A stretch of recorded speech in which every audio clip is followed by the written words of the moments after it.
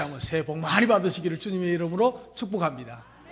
오늘 2013년 첫 주일 예배를 드리는데, 지나간 세월 동안 임마누엘로 우리와 함께 하시고 또 에벤네셀로 우리의 길을 여기까지 도우신 하나님의 은혜를 하나님 앞에 감사하는 저와 여러분들 되시기를 바랍니다.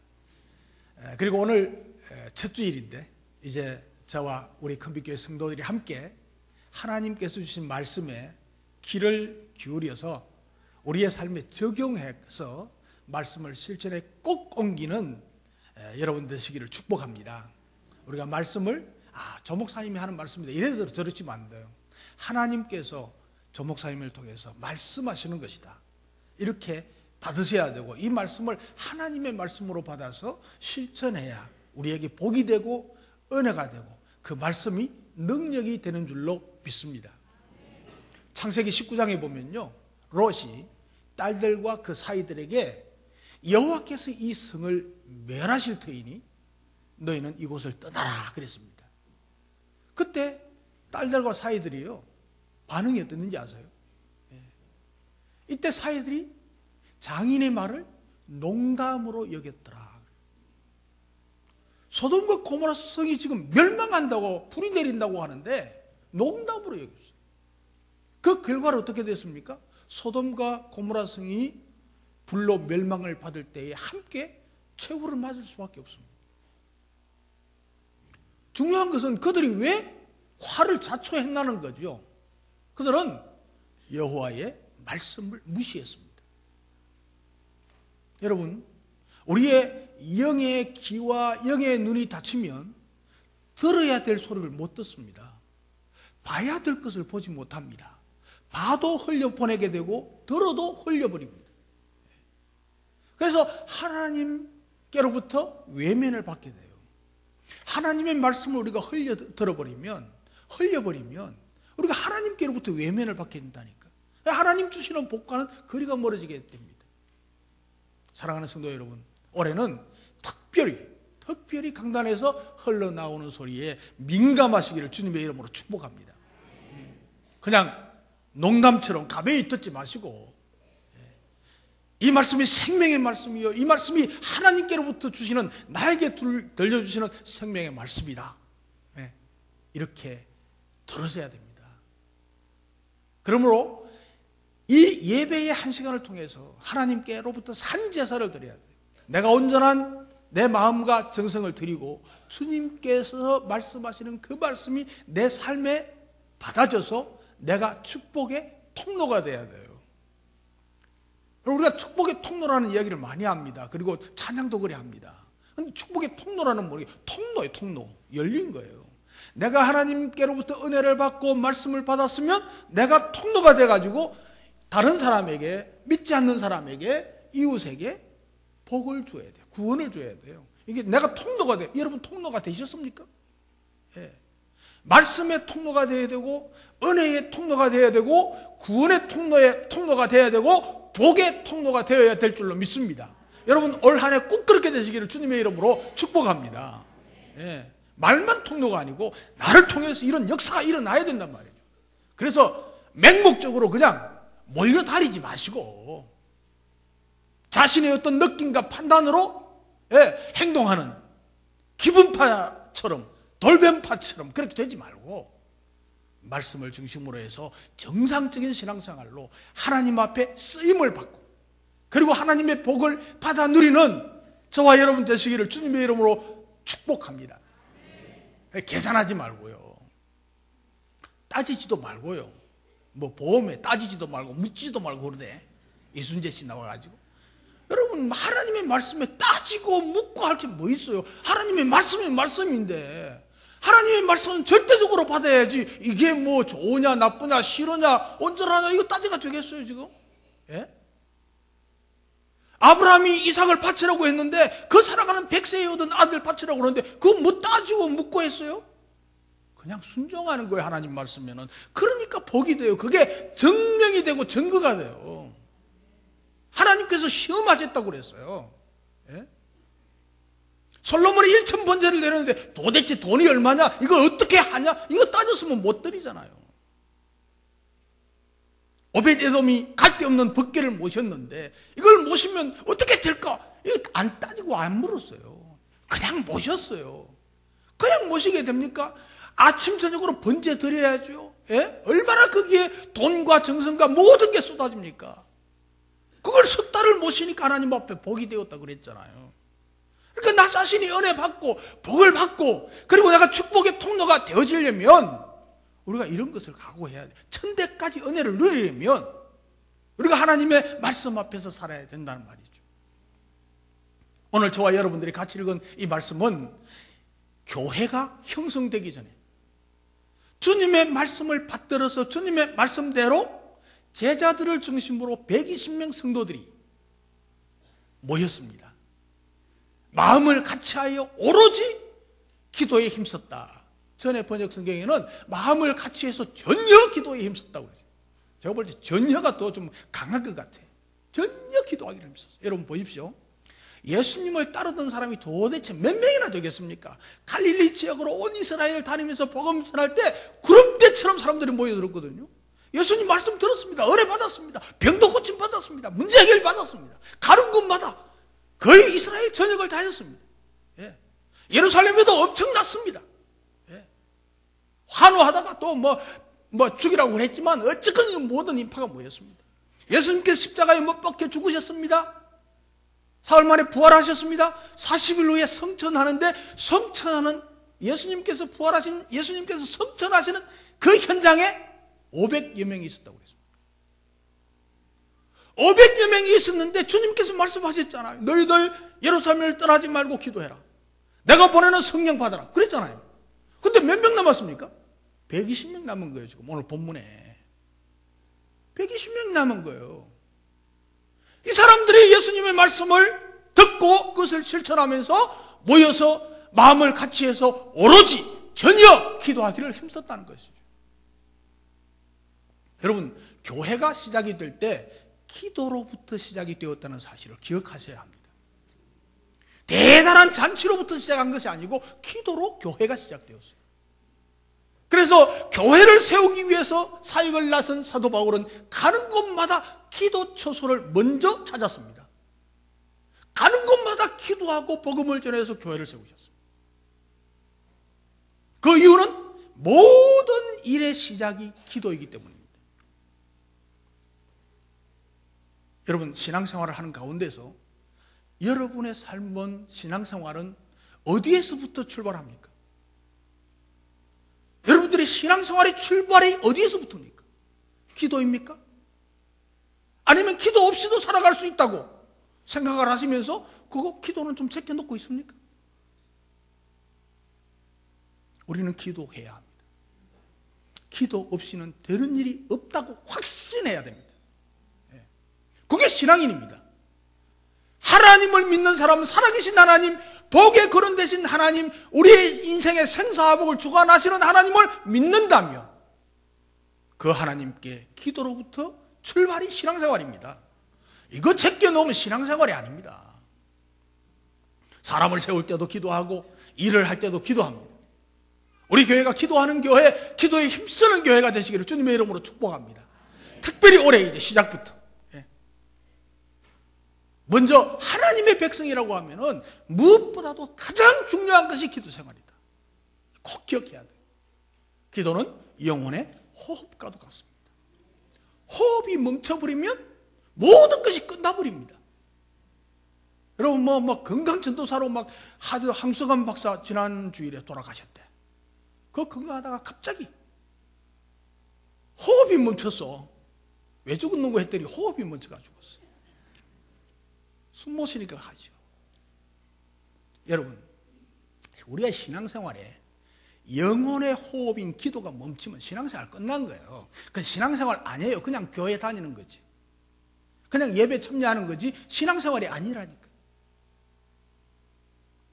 그래서 우리의 모든 삶이 기도로부터 출발해야 합니다. 그래서 기도로 마무리가 돼요. 예수님께서도 공생애를 시작하시기 전에 기도로 시작했습니다. 40일 금식 기도로 시작했잖아요. 하나님은 살아있는 사람과 대화하기를 원하십니다. 호흡이 있는 사람과 대화하기를 원하십니다. 호흡이 끊친, 호흡이 없는, 이미 영혼이 죽은 사람하고는 하나님이 대화하기를 원하지 않으세요. 그래서 기도하지 않는 사람에게는 하나님이 역사하지 않는다는 사실을 아셔야 돼요. 하나님이 역사할 텀이 없어. 이미 죽었는데 호흡이 안 되는데 그거 어떻게 합니까? 하나님도 안 돼. 하나님도 안 돼. 이제 우리는 우리의 삶의 기도가 정착되기 위해서 필요한 것이 무엇인가를 살펴볼 텐데, 이 시간 말씀의 은혜를 기대하시기를 바랍니다. 기도는 어떻게 하는가? 우리가 기도하는 신앙생활을 살아야 되는데, 기도를 어떻게 하는가? 기도는 분명하게 그리고 끈질기게 해야 합니다. 자, 옆 사람 보고 분명하고 끈질기게 기도하십시다. 다른 사람 보고 한 번 더. 분명하게 그리고 끈질기게 기도해야 됩니다. 기도는 하다가 마는 게 아니에요. 마태복음 20장 30절에 보면 예수님께서 여리고를 지나가시는데 맹인 두 사람이, 앞을 보지 못하는 두 사람이 예수님께 막 부르짖었습니다. 주여 우리를 불쌍히 여기소서. 다윗의 자손이여 우리를 불쌍히 여기소서. 막 부르짖습니다. 그러니까 사람들이 꾸짖으면서 잠잠해, 이 병신들아. 우리 어릴 때 그랬잖아요. 지금은 그런 말 안 쓰지만. 예를 들면 그렇다면 잠잠해, 시끄럽다, 이 병신들아. 그러고 막 하니까 아랑곳하지 아니하고 계속 외치면 나사렛 예수여 주여 다윗의 자손이여 불쌍히 여겨주십시오. 막 외치니까 예수님이 딱 멈췄어요. 딱 멈추니까 예수님께서 그들을 보고 물었습니다. 너희에게 무엇을 해주기를 원하느냐? 자, 여러분 보십시오. 이건요, 삼척 동자라도 알지요. 아니, 앞을 못 보는 사람들이 예수님께 불쌍히 여겨 주십시오 하고 구했는데 뭘 원하겠어요? 여러분 모르겠어요? 감 안 잡혀요? 이거는요, 어린아이들도 다 알아요. 예수님은 더 잘 알아요. 그런데 왜 굳이 예수님께서 그들에게 다시 질문을 해요? 뭐 해주기 원하냐? 뭐 예수님이 바보입니까? 예? 뻔한 대답 나올 거 다 알고 있어요. 그런데도 물었단 말이죠. 그들의 필요가 무엇인지 몰라서 물은 게 아닙니다.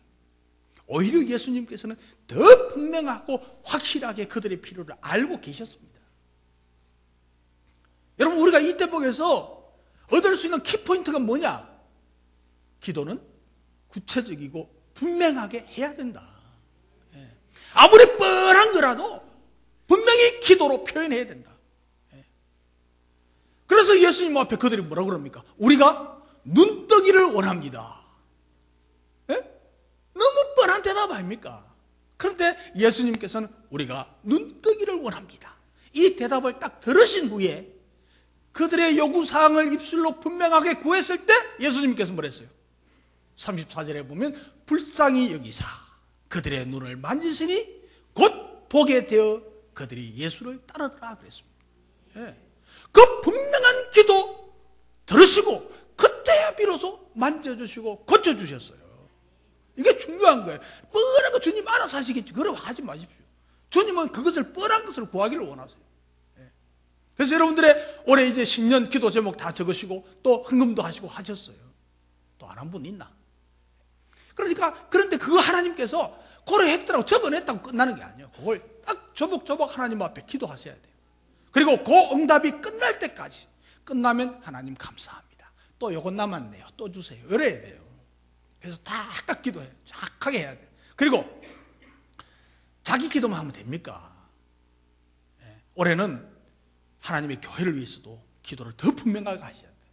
우리가 이웃을 적극적으로 섬기는 교회 했습니다. 자, 옆 사람 보고 이웃을 적극적으로 섬기는 교회입니다. 여기 이제 다 동참해야 돼요.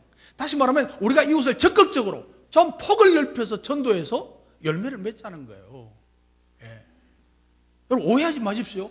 우리 목사님 자꾸 가정교회가 희석되고 가정교회가 멀어지는 거 아이가 이러는 사람이 있어. 아닙니다. 가정교회를 더 온전하게 하기 위해서. 가정교회가 뭐지요? 교회가 세워진 목적이 영혼 구원해서 제자 만드는 거예요. 교회가 그게 세워진 목적이고 그 목적을 이행하자고 하는 거예요. 근데 우리가 가정교회가 정착이 되고 5, 6년, 6, 7년 되었을 때 너무 교회가 많이 성장했어. 영혼 구원이 잘 됐어요. 근데 지금 3년, 4년 가까이 지금 영혼 구원이 아주 소수적으로 점점 줄어드는 거예요. 다른 교회만큼 부흥은 했어요. 일반 교회만큼은 조금 더 봉헌했는데 우리가 그것으로 만족해서 안 된다는 거예요. 예? 그 영혼을 구원해야 되는데 이제 막 이게 가만히 제가 이제 보니까 제가 10년, 12년 동안 통계를 쫙 내봤어요. 예? 숫자가 얼마나 늘었냐 줄었냐. 이게 한 가정교회하고 6, 7년 돼서 확 늘었어요. 근데 지금 3년 전부터는 그 박보 상태. 예. 그러니까 왜 그렇게 되느냐? 이게 계속해서 영혼 구원이 돼야 되는데 왜 이렇게 이게 다운되느냐? 이건 우리의 정책이 잘못돼서 그래요. 다시 말하면 제가 여러분들에게 잘못 가르쳐서 그래요. 예. 그러니까 두세 사람만 한정해가지고 VIP 정해 그들만 섬기라고 그러니까 여러분들의 폭이, 전도의 폭이 굉장히 좁아진 거예요. 지금 두세 사람, 한두 사람 이렇게 딱 섬기다 보니까 이 두세 사람이 이사를 가쁘거나 뭐 나올 기미가 안 보이거나 아무리 섬기도 별로 이게 뭐 올 기미가 안 보이니까 지치는 거죠. 다른 데로 멀리 볼 수가 없어. 그건 제 책임이에요. 제가 그걸 포기 못 만들었어요. 그러니까 포기 상태고 목장에서는 세 사람이 안 들어오니까 힘을 잃고 여러분 목장을 보세요. 지금 우리가 100목장에서 106개까지 올라갔다가 105개, 3개 이렇게 왔다 갔다 한 지가 지금 2년, 3년이에요. 그러니까 이제 이게 아니다. 내가 잘못했다. 그 기도하면서 제가 깨달은 거예요. 그래서 성경에 한두 사람만 전도하라는 말이 없잖아. 그렇죠? 모든 사람에게, 많은 사람들에게, 누구에게든지 불특정 다수에게 복음 전하라고 한 게 성경이에요. 근데 제가 잘못 가르쳤으니까 용서해 주시기 바랍니다. 근데 이렇게 이제 그러니까 적어도 우리가 폭을 좀 넓히자. 조금 더 넓히자. 한 15명 이상 잡자 이렇게 했는데 우리 장로님들께서 저보다 훌륭해요. 15명이 뭡니까? 20명 합시다. 그럽시다 그럼. 그래가 20명 이상. 내가 한 거 아닙니다. 우리 장로님들이 한 거예요. 그러니까 20명 이상 하자. 그런데 여러분 지금 막 벙벙할 정도로 계산 막 돌아가. 지금 머리 돌아가. 계산하지 마요. 그냥 내 이웃에 안 믿는 사람, 보이는 사람, 자주 만나는 사람, 20명 안 만나는 사람이 어디 있어요 지금? 그죠? 그 사람들 만나는 사람, 보이는 사람, 이웃집, 옆집, 앞집, 뒷집, 밑집, 아랫집, 웃집. 맞나. 밑집, 아랫집, 웃집 다 이제 살펴보시고 이름 모르면 우리 2층, 우리 505호, 뭐 1525호 뭐 이라든지 그렇게 해서 20명 이상, 50명. 그러면 20명만 하면 됩니까? 50명, 100명에도 아무 상관이 없어요. 그래 하시고 무조건 이제 데리고 오는 거예요. 그래서 이것도 목표를 세우셔야 돼요. 여러분, 나는 20명이라고 했는데 목사님 20명 이상, 이거 20명 이상이지 20명 말하는 얘기 아닙니다. 그냥 나는 50명 하겠다. 나는 100명 하겠다. 일단 내가 요새 나는 만나는 사람마다 하겠다. 이런 목표를 정해서 그것을 기도해야 돼. 하나님, 나 50명 하고 싶어요. 이 한 해에 나는 100명 데리고 오고 싶어요. 그래서 내 힘으로 하려고 그러지만 하나님 앞에 기도해야 돼. 하나님, 나 100명입니다. 붙여주세요. 그리고 기도하고 그 응답으로 하나님의 도우심과 능력으로 데려와야죠. 그러니까 괜히 이유 달지 말고 그냥 하시면 돼. 순종해 보십시오. 이게 순종이 복입니다. 성경의 모든 기록이 전부 그 순종에 대해서 나오는 거예요. 정치는 야당과 여당이 있지만 교회는 야당과 여당이 없어. 전부 예수당이야. 야당할 생각하지 말고. 우리 올해 교회 목표는요 1,500명, 1,500명. 어른만. 어른 1,500명 모이는. 지금요 우리가 1,000명 조금 넘는데 모이는 숫자는 800명 왔다 갔다 합니다. 그래서 이제 이게 1,000명 가지고는 안 돼. 1,500명. 여러분, 사람은 목표가 굉장히 중요합니다. 이 목표가 있느냐 없느냐에 따라서 너무 중요한 거 제가 봤는데 전번에도 한번 이야기했지만 제가요 허리가 아파가지고 참 고생 많이 했습니다. 이분도 하고요. 뭐 일주일씩 일어나지도 못하고 몇 년 동안 그랬습니다. 그래서 안 되겠다. 내가 잇몸 일으키기 해야지 이래 했습니다. 근데 내가 원래 운동을 안 좋아하고 운동을 못해요. 잇몸 일으키기 하는데 이거 한 개 하는데 일주일 이상 걸렸어요. 거의 2주일 가까이 들은 것 같아. 한 개 하는데 한 개 하고 나니까 되네 이런 거야. 2개 해야 되겠다. 그래서 2개 했어요. 그러다가 또 힘쓰니까 10개가 되는 거예요. 10개가 되니까 오기가 생기대요. 100개 해야지. 그리고 100개 안 했습니까? 지금도 딱 하면 100개입니다. 근데 한꺼번에 100개는 못 합니다. 60개 딱 세워서 60개 딱 하고 한 30초 정도 딱 쉬었다가 40개 딱 해서 100개 채웁니다. 근데 이게요, 이거 100개 안 하고 그냥 오늘은 되는 대로 해야지 하고 하면요, 한 40개 하면 막 힘들어 못 합니다. 50개 못 채웁니다. 그래 끝나더라고요. 제가 헬스를 하려고 지금 허리 굉장히 건강합니다.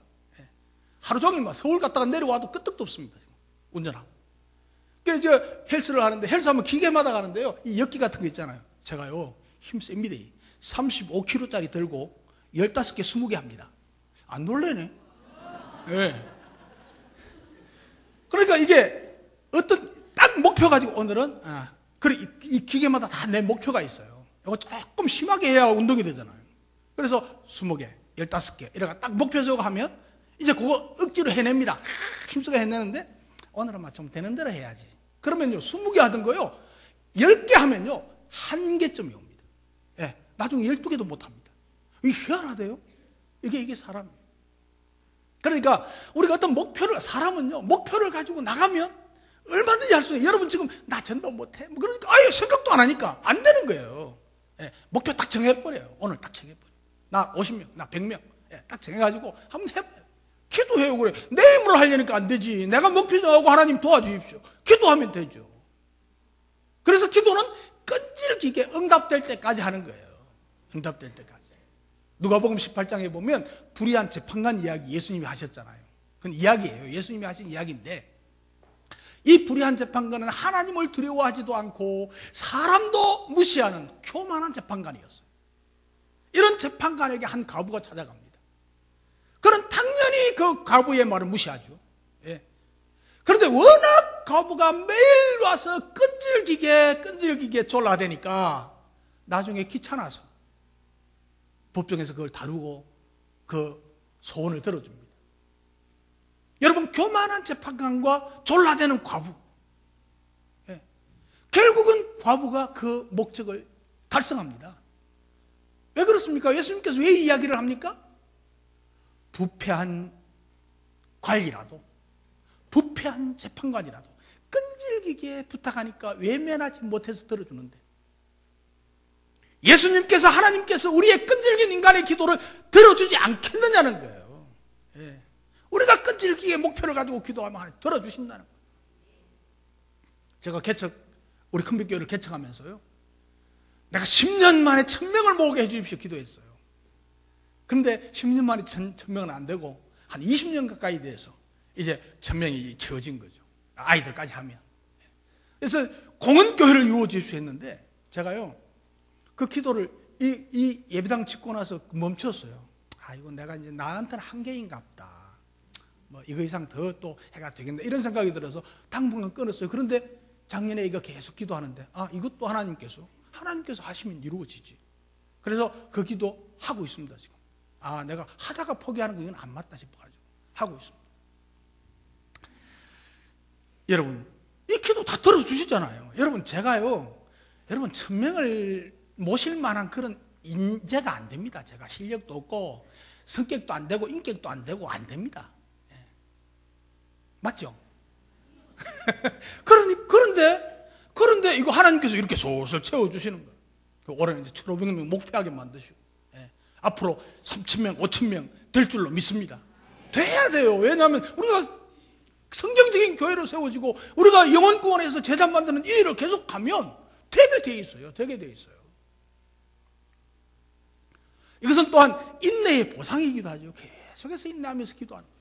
사랑하는 성도 여러분, 올해 우리가 하는 기도의 모든 소원이 작심삼일이 아니고 용두삼이가 아니고 끝까지 끈질기게 기도해서 다 응답받는 여러분 되시기를 주님의 이름으로 축복합니다.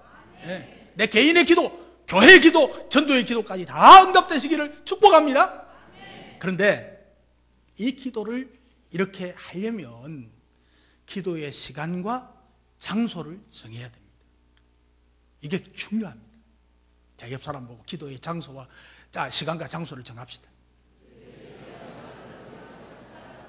멀리 갈 필요 없어요. 오늘 설교 듣고 기도할 때 정해버려야 돼요. 자, 여러분 보십시오. 사도행전 3장에 베드로와 요한이 제9시 기도 시간에 성전을 향해 갔습니다. 성전을 향해 가는 발걸음 뭐하러 갔죠? 기도 시간이니까 기도 시간을 정해놓고 장소를 정해놓고 성전으로 갔다는 거예요. 그 성전 앞에서 안전병이 만나가지고 안전병이 일으키는 능력을 행했어요. 시간을 정해놓고 기도하면 능력이 나타난다는 사실을 믿으시기 바랍니다. 안전병이를 일으키는 능력이 있는 거예요. 우리는 이 말씀을 우리 현실 생활에서 접목해야 될 필요가 있습니다. 우리는 각 개인마다 말이죠. 여러분, 각 개인마다 직업이 다르고 취향이 다르고 야간하는 사람도 있고 생활 방식도 다르고, 예. 밤새도록 뭐 일하거나 공부하거나 해도 아침은 못 일어나는 사람이 있어요. 예. 체질이 있고 성향이 다 다양합니다. 현대는 더 그렇습니다. 다 다양합니다. 그래서 기도할 수 있는 시간이 모두가 같은 시간일 수가 없습니다. 저 그거 인정합니다. 없습니다. 내가 정말 편안한 시간, 내가 정말 환경에 구애받지 않아도 내가 기도할 수 있는 시간, 여러분 모두 다 있습니다. 누구에게나 있습니다. 어떤 환경에도 구애받지 않아도 되는 시간, 여러분 개인적으로 있습니다. 그것을 정해야 됩니다. 시간을 정해야 됩니다. 내가 몇 시에 기도할까? 아침에 할 건가? 저녁에 할 건가? 점심 때 할 건가? 나름대로 정해야 됩니다. 그래서 하나님과의 교통의 시간을 가지는 것이 중요한 것이죠. 그리고 장소도 정해야 되죠. 우리 교회는요, 기도 시간이 참 많습니다. 모든 분들이 다 기도할 수 있도록 기도 시간, 여러분 주보에 보시면 새벽 기도회 하지 않고 새벽 기도, 저녁 기도 이래 놨습니다. 왜냐하면 기도회 하니까 기도회 시간, 설교 시간에 안 일어나고 못 일어나고 참석 안 하면 안 와버리는 거예요. 예. 그래서 설교 뭐 새벽에 설교 못 들어도 괜찮아. 찬양 안 해도 괜찮아. 혼자 찬양하면 되죠. 교회 나와서 기도하는 게 목적이지 기도회 설교 듣는 게 목적이 아니에요. 그래서 5시에 하면 이제 간단히 찬양하고 설교하고 그리고 기도하는데 아침 8시까지 계속 경음악 켜놓고 기도할 분위기 만들어 놨어요. 7시에 일어나도 오시면 돼요. 그리고 아침 먹고 10시에 오셔도 돼요. 은은하게 불도 켜놓고 경음악도 켜놓고 저녁 기도 또 8시부터 11시까지 또 경음악 다 켜놔. 저쪽에 복지관 1층. 뭐 가기 어렵지도 않아. 누구든지 와서 특별한 모임이 없으면 언제든지 기도할 수 있는 기도 장소가 너무 잘 돼 있어요. 언제든지 오시라니까. 그래서 데살로니가전서 5장 17절에 보면 쉬지 말고 기도하라고 그랬죠. 그래서 기도는 우리가 호흡하고 있는 동안에는 계속돼야 됩니다. 그리고 주님을 만나는 나만의 특별한 약속의 장소가 있어야 돼요. 그래서 기도는 교회에서 하는 게 제일 좋습니다. 제일 좋은 건 새벽 기도가 제일 좋습니다. 그러나 모두 다 나올 수 있는 건 아니잖아요. 마태복음 6장 6절에 보면 주님께서 너는 기도할 때에 네 골방에 들어가서 문을 닫고 은밀한 중에 계신 하나님께 기도해라. 그러면 은밀한 중에 보시는 내 하나님께서 갚으시리라.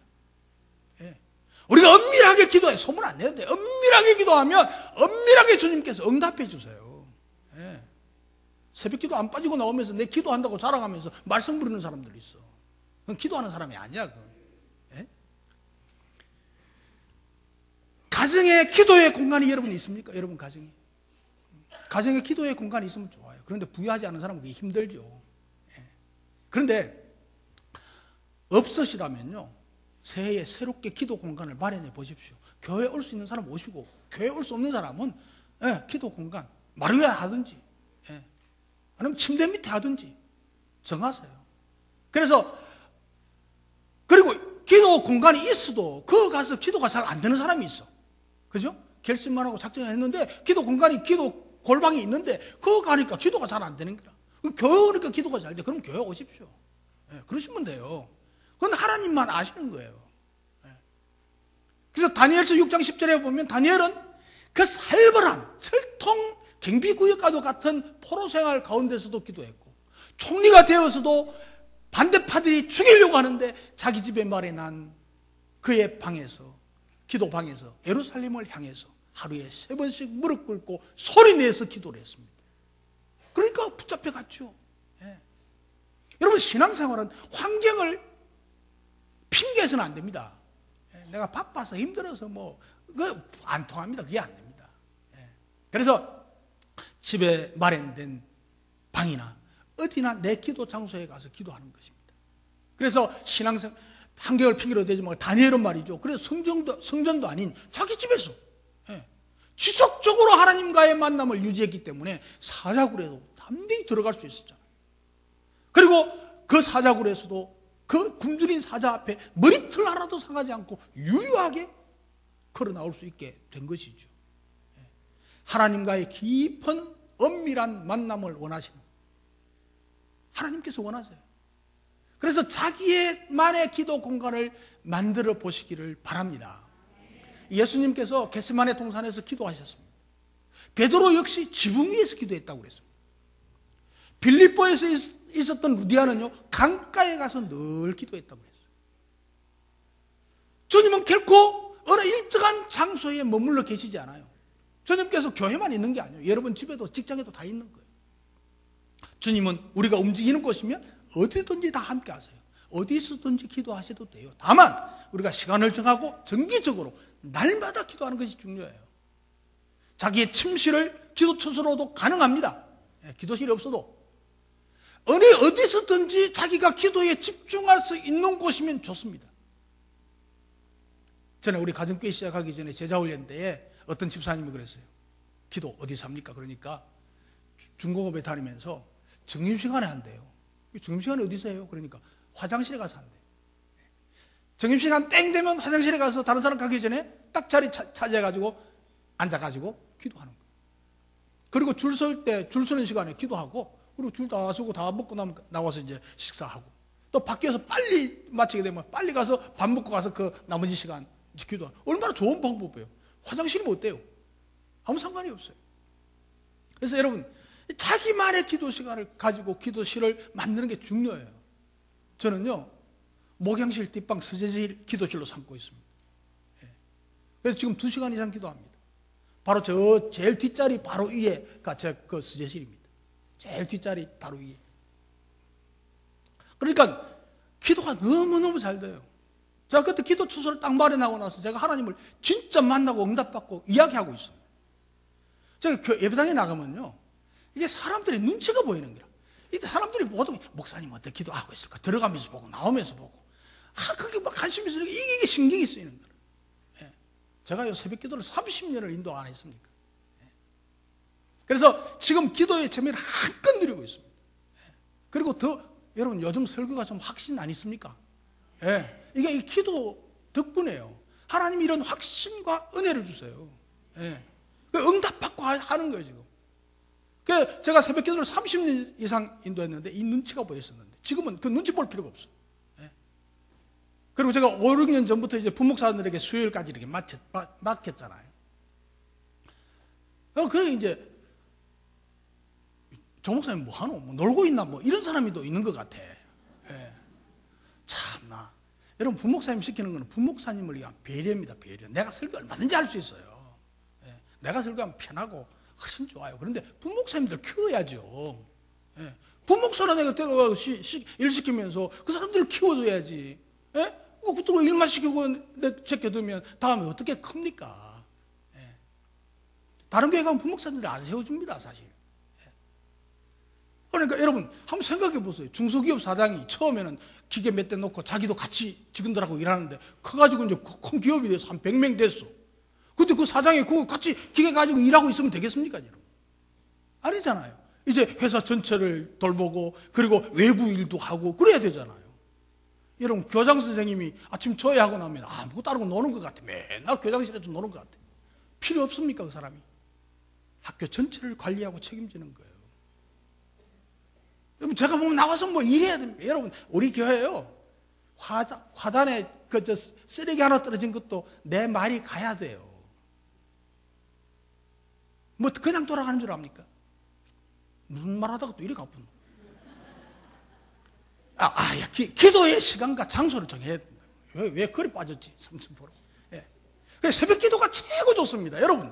그런데 제가요 여러분들에게 새벽 기도 다 해라 이렇게 말씀드리지 않습니다. 1000명 성도가 다 새벽 기도 나올 수는 없어요. 불가능한 일입니다. 그래서 저는 새벽 기도 나오는 숫자 이거 연연하지 않습니다. 50명이 나와도 좋다, 100명이 나와도 좋다. 더 많이 나오면 더 좋고 안 나오면 안 나오는 대로. 그리고 새벽 기도하는 사람을 최고로 생각하지 않습니다. 기도 많이 하면 더 성실한 충성자가 되고 봉사자가 돼야지. 기도 많이 하면서 불평하면 그 기도하는 사람 아니잖아요.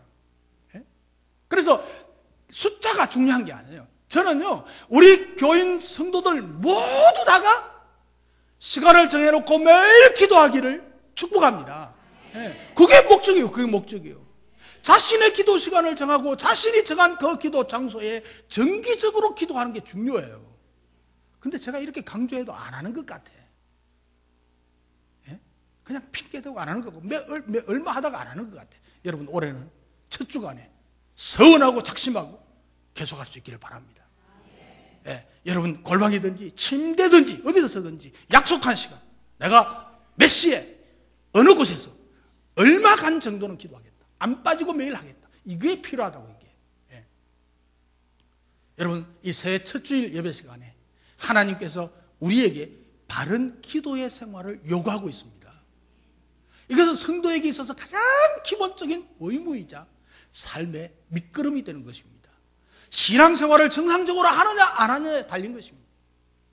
기도 없는 신앙생활은요 마치 모래성을 쌓는 것처럼 헛된 신앙입니다. 죽은 신앙과도 같은 것입니다. 우리에게 이 새해 첫 주간에 첫 주일 첫 말씀으로 주셨음을 명심하고 이 말씀 가슴에 담을 뿐만 아니고 꼭 실천하기를 주님의 이름으로 축복합니다. 저는 말씀 서두에 롯의 사이들이 여호와의 말씀을 농담으로 여겨서 멸망을 면치 못했다고 말씀을 드렸습니다. 하나님의 말씀을 농담으로 여기지 마시고 정말 하나님의 말씀을 하나님의 말씀으로 귀하게 여기면서 심령 깊이 새기고 기도를 실천으로 옮겨서 올 한 해 하나님과의 거리가 더욱더 밀착되는 여러분 되시기를 주님의 이름으로 축복합니다. 이젠 이 기도의 시간과 장소와 기도하는 것은요 여러분 선택이 아닙니다. 할 것인가 말 것인가가 아닙니다. 이건 결정해야 될 일입니다. 결정해야 될 일. 신앙의 결단으로 하나님과 동행하시는 여러분 되시기를 주님의 이름으로 축복합니다. 그래서 능력자 승리자가 되시기를 주님의 이름으로 축복합니다. 기도에 힘쓰는 신앙생활 저와 여러분들이 함께 하십시다. 기도하겠습니다.